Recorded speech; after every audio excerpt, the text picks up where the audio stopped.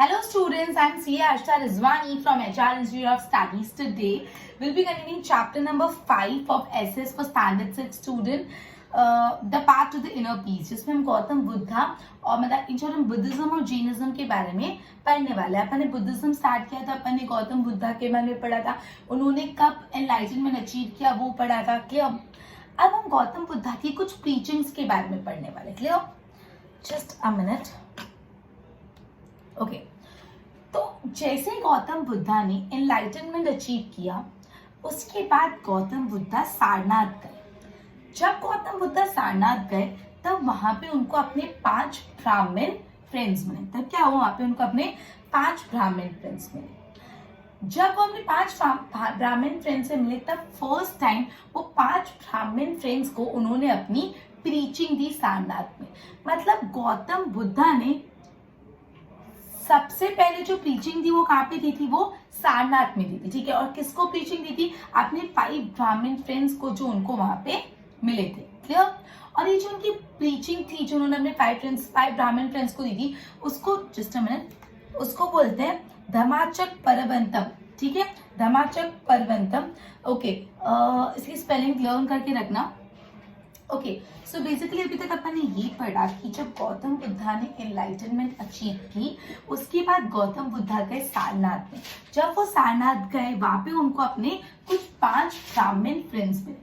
For the very first time Sarnath में गौतम बुद्धा ने अपने वो 5 ब्राह्मण फ्रेंड्स को अपनी preaching the for the very first time, और इसको बोलते हैं धम्माचका परवर्तनम।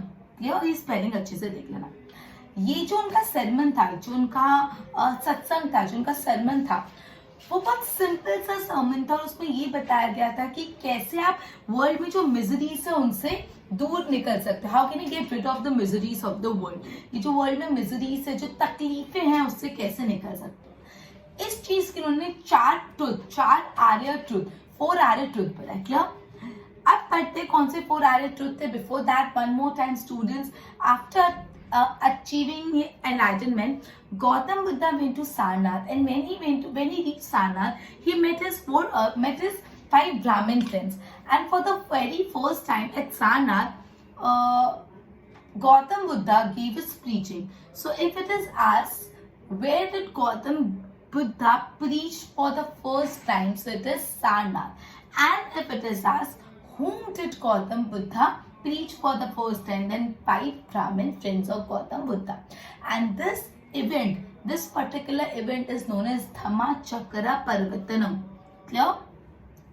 And this simple sermon that was given by Gautam Buddha, it tells people how to get rid of the miseries of the world, right? And Gautam Buddha stated 4 added truths, which is very important to understand, and also from academics point of view you need to learn this. This would be one of your answer, right? So let's see. World is full of miseries. ये जो दुनिया है, पूरे world में बहुत ज्यादा miseries है, बहुत दुख है, पूरे वर्ल्ड में बहुत ज्यादा मिजरीज है। और ये मिजरीज, ये दुख, ये तकलीफें, ये जो सफरिंग है, वो क्यों होती है? सबसे पहले उन्होंने ये बताया कि दुनिया में बहुत तकलीफ है, world is full of miseries. जहां देखो वहां कोई ना कोई इंसान किसी न किसी वजह से दुखी है, परेशान है। अब सेकंड उन्होंने बताया ये जो सफरिंग है, ये जो दुख है, जो लोग सफर करते हैं, उसकी वजह है ग्रीड और स्ट्रॉन्ग डिजायर। जब कोई इंसान कोई चीज को पाने की लालच करता है, या जब कोई इंसान कोई चीज को बहुत ज्यादा पाने की एक स्ट्रॉन्ग डिजायर कर लेता है और उसको वो चीज नहीं मिलती, तो क्या होता है? तो उसको सफरिंग होती है, उसको दुख होता है, उसको तकलीफ होती है। तो गौतम बुद्धा ने बताया कि जो सफरिंग हो रही है उसकी वजह है कि हम कोई चीज को बहुत ज्यादा चाह रहे हैं, उस हमको एक लालसा, एक ग्रीड आ गया वो चीज के लिए। क्या? किसी इंसान को पैसे का ग्रीड आ गया, सो ऑलवेज कितने भी पैसे वो अर्न कर ली और शी वुड बी लाइक मुझे और करना है, और करना है, और जब तक वो और बढ़ता जाएगा उसका सफरिंग भी बढ़ता जाएगा। तो अपन ने 2 अभी तक मेजर ट्रुथ पढ़े। सबसे पहला ट्रुथ पढ़ा कि वर्ल्ड में बहुत ज्यादा मिजरीज है। सबसे पहला ट्रुथ अपन ने कौन सा पढ़ा? कि that the world is full of miseries. World में बहुत ज्यादा मिजरीज है, और ये जो सफरिंग है उसका कॉज क्या? उसका कॉज है greed and strong desire. Destruction of suffering is renunciation of desire. जब हम डिजायर करना ही छोड़ देंगे तो हमको सफरिंग भी नहीं होगी। When you don't desire, you don't suffer, right? Gautam Buddha ने ट्रुथ बताया कि जब डिजायर्स खत्म होंगी तो सफरिंग भी ऑटोमेटिकली खत्म होगी। उसके बाद फोर्थ, गौतम बुद्धा ने एक ऑक्टागोनल पाथ बताया to eliminate this desire. Desire से एलिमिनेट मतलब ये, अब आप बोलो कि डिजायर तो होती है, उससे कैसे एलिमिनेट होंगे? सो गौतम बुद्धा ने डिजायर से एलिमिनेट करने का एक ऑक्टागोनल पाथ बनाया, जिसको बोलते हैं हिंदी में अष्टांग मार्ग। ऑक्टागोन मतलब क्या होता है? ऑक्टागोन में कितने साइड्स होते हैं? ऑक्टागोन में कितने साइड्स होते हैं? राइट, ऑक्टागोन में 8 साइड्स होते हैं। सो ये ऑक्टागोनल पार्ट 8 तरीके हैं जिससे आप अपनी डिजायर से मुक्ति पा सकते हो। क्लियर? और ये जो बुद्धा के, अब मैंने 4-5 प्रिंसिपल्स पढ़े, आई मीन जो उनकी टीचिंग पढ़ी, उनको बुद्धा प्रिंसिपल या तो सम्यक दर्शन बोलते हैं। बुद्धा प्रिंसिपल है सम्यक दर्शन। ये बुद्धा प्रिंसिपल बहुत इंपॉर्टेंट है student, one more time explain कर रही हूँ, so please focus over here. एक भी पॉइंट अगर मिस हो गया हो पहले, सो अभी उसको कवर अप कर लेना। Is it okay? चलो लेट्स बिगिन। सबसे पहली बात, the world is full of suffering. ये दुनिया में बहुत ज्यादा तकलीफ है, सफरिंग है। कोई किसी चीज से दुखी है तो कोई किसी चीज से दुखी। अब सेकंड पॉइंट, ये जो सफरिंग है उसकी वजह क्या है, उसका कॉज क्या है? उसका कॉज है लालच और strong Dzire, grid and strong Dzire. हमको कोई चीज की लालच होती है या कोई चीज की बहुत स्ट्रॉन्ग डिजायर होती है और वो चीज फिर नहीं होती तो हम सफर करते हैं। तो ये जो सफरिंग का कॉज क्या है? Greed and strong desire. Destruction of suffering is renunciation of desire. जब आप डिजायर करना ही छोड़ दोगे तो आपके सफरिंग भी खत्म हो जाएंगे। And to get rid of this desire, Gautam Buddha ने ऑक्टागोनल पाथ बताया जिसको अष्टांग मार्ग बोलते हैं, 8 तरीके। और ये चारों प्रिंसिपल को मिला के अपन बोलते हैं बुद्धा प्रिंसिपल या सम्यक दर्शन। Clear?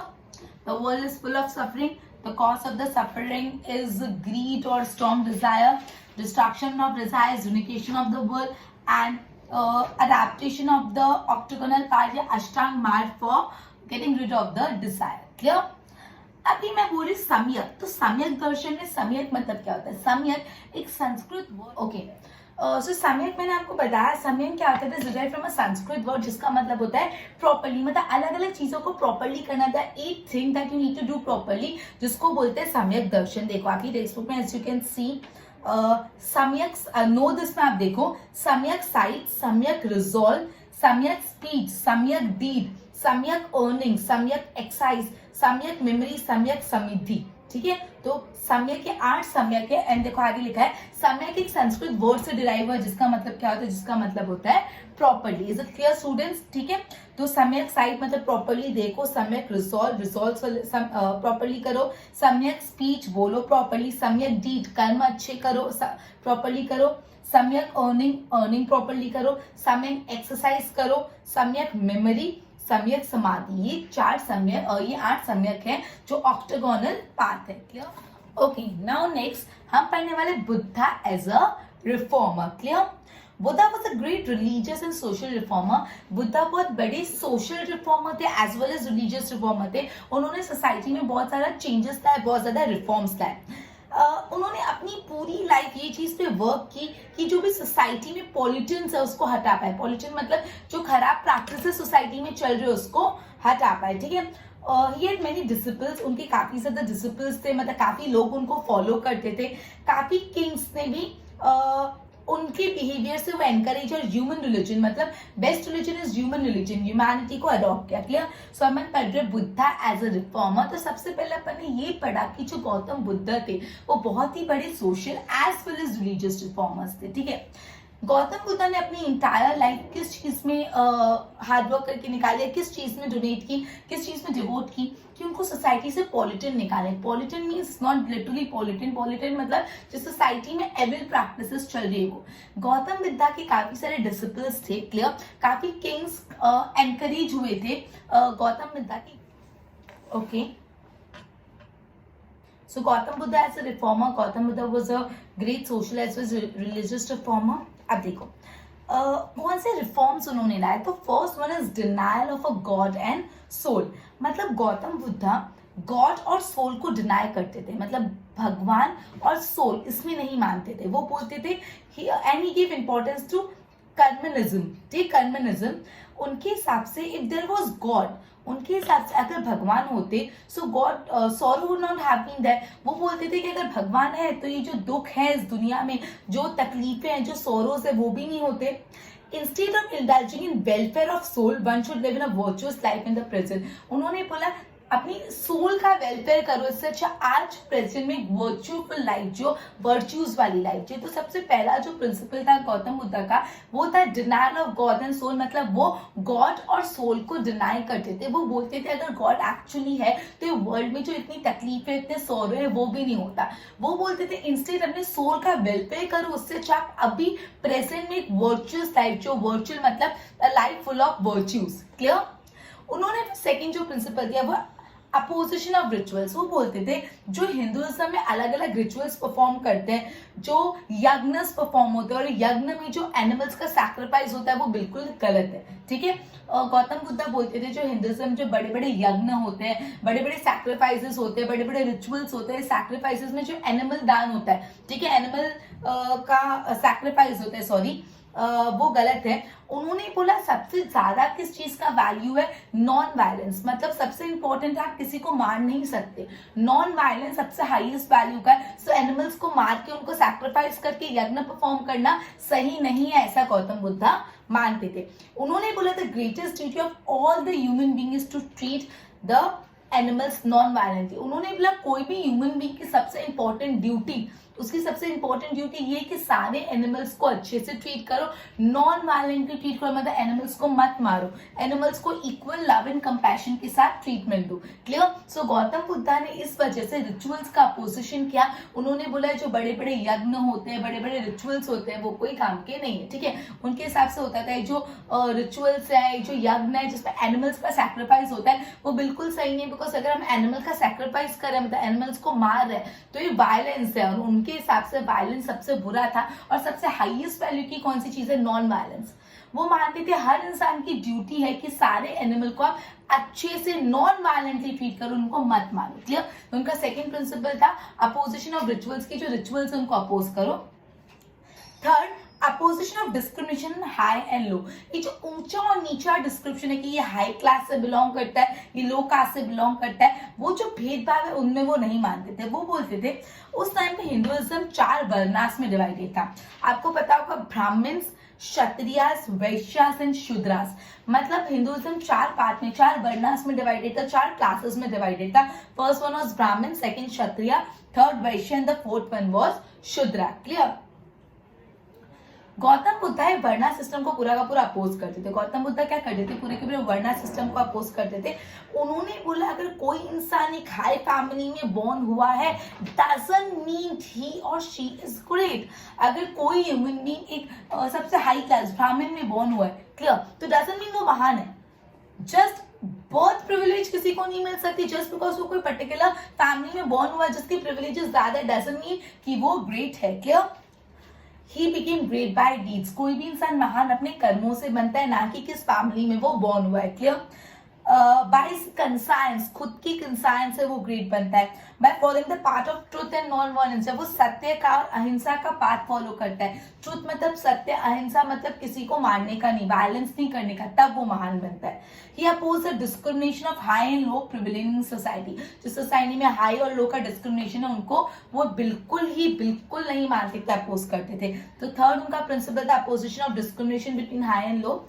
One more time student, उस टाइम पे हिंदुइज्म 4 वर्णास में डिवाइडेड था, ब्राह्मण, क्षत्रिय, वैश्यास एंड शूद्रास। गौतम बुद्ध बोलते थे कि जस्ट बिकॉज कोई ये जो वर्णा सिस्टम है उसको गौतम बुद्ध बिल्कुल अपोज करते थे। वो बोलते थे कि किसी को भी आप नहीं बोल सकते कि ये हाई क्लास का, ये लो क्लास का है, ये हाई फैमिली में बॉर्न हुआ है, लो फैमिली में बॉर्न हुआ है। जस्ट बिकॉज कोई इंसान एक हाई फैमिली में बॉर्न हुआ है डजंट मीन वो ग्रेट है, वो महान है। वो कब महान बनता है, उसके कर्मों से, उसके कंसाइंस से, और जब वो सत्य और अहिंसा का रास्ता फॉलो करते हैं, व्हेन ही और she follows the path of truth and violence, जब वो ट्रूथफुल होगा, वो नॉन वायलेंस वायलेंस नहीं करेगा, नॉन वायलेंस रहेगा, when he do good deeds, when his conscience would be pure, तब जाके वो ग्रेट बनेगा। ठीक है। सो कास्ट सिस्टम, सॉरी, जो वर्णा सिस्टम को टोटली अगेंस्ट है Gautam Buddha. Next, importance of women. Women को भी इक्वल अपॉर्चुनिटी, इक्वल इंपॉर्टेंस मिलना चाहिए जितना मेन को मिलता है, गौतम बुद्ध ही मानते थे। उन्होंने बोला जो निर्वाणा का पाथ है, it is not only for main, मतलब जो मोक्ष प्राप्त करना निर्वाणा का पाथ है वो सिर्फ मेन का नहीं है, बट वुमेन्स भी निर्वाणा अचीव कर सकती है साधना और अपनी ड्यूटी करके। क्लियर? सो ये 4 प्रिंसिपल। सबसे पहले अभी अपन क्या पढ़े, Gautam Buddha as a reformer, उसका इंट्रोडक्शन अपन ने पढ़ा कि Gautam Buddha social as well as religious reformer थे। उन्होंने अपनी थ्रू आउट द लाइफ पॉलिटियन सोसाइटी में से निकालने के लिए काम किया, उनके बहुत सारे डिसिपल्स थे। फिर अपन उनकी 4 प्रिंसिपल्स पढ़े। सबसे पहले स्टूडेंट्स प्रिंसिपल था denial of God and soul, भगवान और सोल में वो डिनाई करते थे, वो बोलते थे अगर भगवान है तो इतनी सफरिंग ही नहीं होती, आप अपने सोल के वेलफेयर से बदले प्रेजेंट टाइम में अपनी लाइफ को वर्च्यूफुल बना। Second, opposition of rituals. Hinduism में जो यज्ञस परफॉर्म होते हैं और यज्ञ और रिचुअल्स में जो एनिमल्स का सैक्रिफाइस होता है वो उनको एकदम गलत मानते थे। वो बोलते थे सबसे हाईएस्ट वैल्यू वो है when for treating animals respectfully, अगर आप एनिमल्स को मार रहे हो तो वो प्रॉपर है ही नहीं, वो ऐसा मानते थे। ठीक है? Opposition of discrimination of high and low. Hinduism तब 4 पार्ट में 4 सोसाइटी में डिवाइडेड था। Brahmin, Kshatriya, Vaishyas, Shudra. Brahmins were considered the most highest and privileged class, and Shudras were the most underprivileged caste. लेकिन ये लोग मानते थे, गौतम बुद्ध बोलते थे जस्ट बिकॉज कोई इंसान कोई हाई क्लास में या लो क्लास में बॉर्न हुआ है उससे वो महान नहीं बनता, वो अपने डीड से, अपने कंसाइन से और अपने ट्रुथ और नॉन वायलेंस के रास्ते पे चढ़ के महान बनता है। तो वही वर्णा सिस्टम और जो हाई और लो का डिफरेंस है उसको बिल्कुल अपोज करते थे। एंड लास्ट में वो वुमेन्स को भी इंपॉर्टेंस देते थे। इंपॉर्टेंस ऑफ वुमेन मतलब मैन और वुमेन दोनों इक्वल है, वुमेन्स भी साधना से अपना निर्वाणा अचीव कर सकती है। अब last point, nirvana. Buddha attained enlightenment in the shadow of the Bodhi tree, Vaishakh Purnima. ये अपन ने लास्ट लेक्चर में पढ़ा है कि बोधि ट्री के नीचे गौतम बुद्धा ने बैठ के एनलाइटनमेंट अचीव किया on the day of Vaishakh Purnima. जैसे उनको नॉलेज मिली by acquiring knowledge, Buddha continue reforming society and religion in India. फिर वो इंडिया में रिलीजन को और सोसाइटी को रिफॉर्म्स कर रहे थे।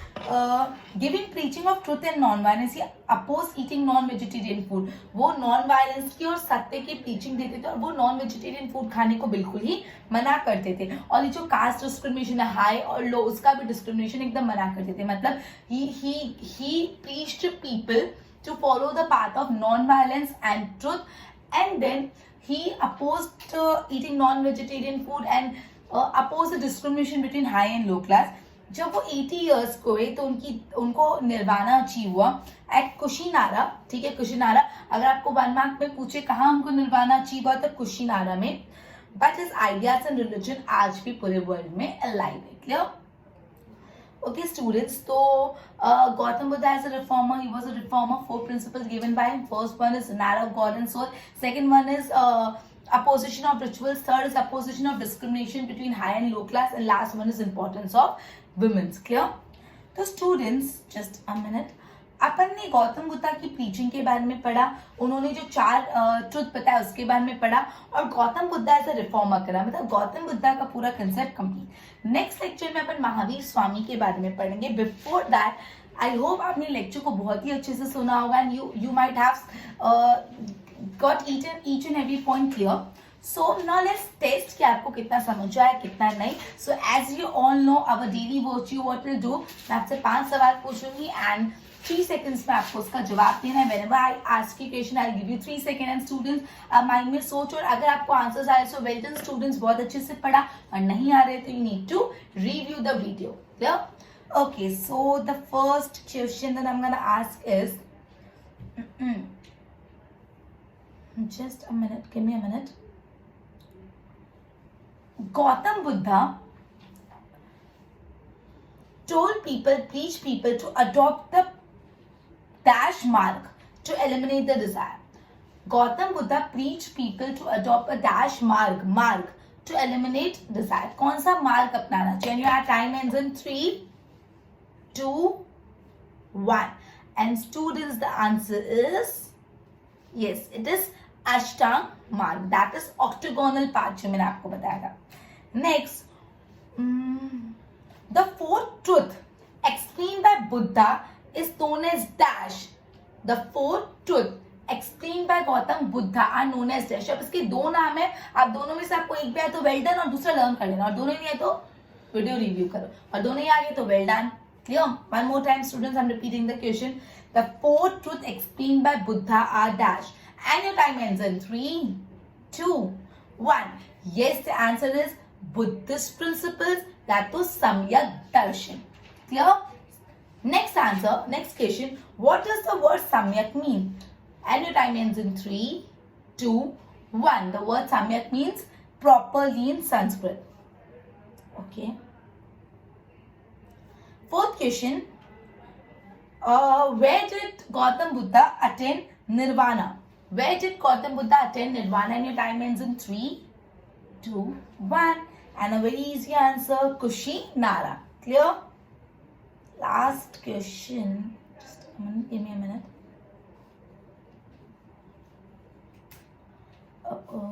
Just a minute. Okay. Hinduism was divided into 4 varnas. Which are they?